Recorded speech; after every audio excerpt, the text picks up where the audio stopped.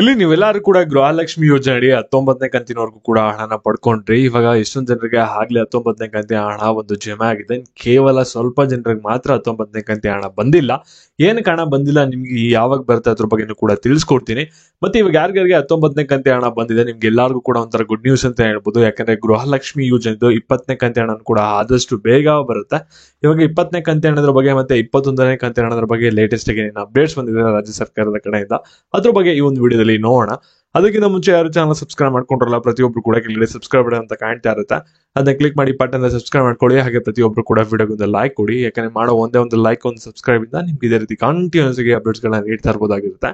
ಇಷ್ಟು ದಿನ ನೀವೆಲ್ಲರೂ ಕೂಡ ವೆಯ್ಟ್ ಮಾಡ್ತಿದ್ರಿ ಇಲ್ಲಿ ಗೃಹಲಕ್ಷ್ಮಿ ಯೋಜನೆ ಹಣ ಯಾವಾಗಪ್ಪ ಬರುತ್ತೆ ಅಂತ. ಫೈನಲಿ ಗೃಹಲಕ್ಷ್ಮಿ ಯೋಜನೆದು 19ನೇ ಕಂತಿನ ಹಣನ ರಾಜ್ಯ ಸರ್ಕಾರದವರು ಜಮೆ ಮಾಡಕ್ಕೆ ಪ್ರಾರಂಭ ಮಾಡಿದ್ದಾರೆ.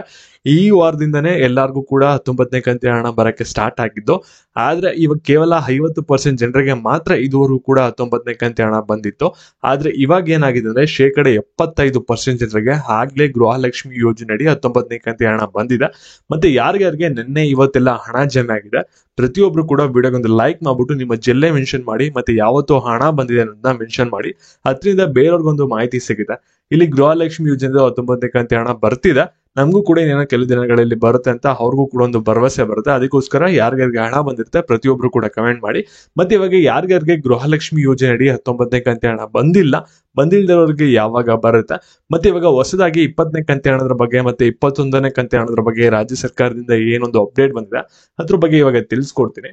ಇವಾಗ ವಿಡಿಯೋನ ಗಮನ ಇಟ್ಟು ಕೊನೆವರೆಗೂ ಕೂಡ ನೋಡ್ತಾ ಹೋಗಿ. ಹಾಗೆ ಪ್ರತಿಯೊಬ್ರು ಕೂಡ ವಿಡಿಯೋಗೊಂದು ಲೈಕ್ ಕೂಡ ಕೊಡಿ. ಇಲ್ಲಿ ಗೃಹಲಕ್ಷ್ಮಿ ಯೋಜನೆದು 19ನೇ ಕಂತಿನ ಹಣ ಯಾರ್ಯಾರು ಬಂದಿಲ್ಲ ಅಂತ ವೆಯ್ಟ್ ಮಾಡ್ತಾ ಇರಾ, ನೀವೇನು ಕೂಡ ಜಾಸ್ತಿ ದಿನ ವೆಯ್ಟ್ ಮಾಡೋ ಅಗತ್ಯ ಇಲ್ಲ. ಯಾಕೆಂದ್ರೆ ಇದೇನ್ ಮಾಡ್ತಾ ಏನಂದ್ರೆ ಫಸ್ಟ್ ಇವಾಗ 50% ಜನರಿಗೆ ಹಣನ ಬಿಡುಗಡೆನ ಮಾಡಿದ್ರು. ಇವಾಗ 25% ಜನರಿಗೆ ಇನ್ನೂ ಎಕ್ಸ್ಟ್ರಾ ಬಿಡುಗಡೆನ ಮಾಡಿದ್ರೆ ಅಂದ್ರೆ 75% ಜನ ಇವಾಗ ಆಗ್ಲೇ ಗೃಹಲಕ್ಷ್ಮಿ ಯೋಜನೆ ಅಡಿ 19ನೇ ಕಂತಿನ ಹಣನ ರಿಸೀವ್ ಮಾಡ್ಕೊಂಡಿದ್ರೆ. ಇನ್ ಕೇವಲ 25% ಜನರಿಗೆ ಮಾತ್ರ ಇವಾಗ 19ನೇ ಕಂತಿನ ಹಣ ಬಂದ್ಬಿಟ್ಟು ಜಮೆ ಆಗ್ಬೇಕಾಗಿರುತ್ತೆ.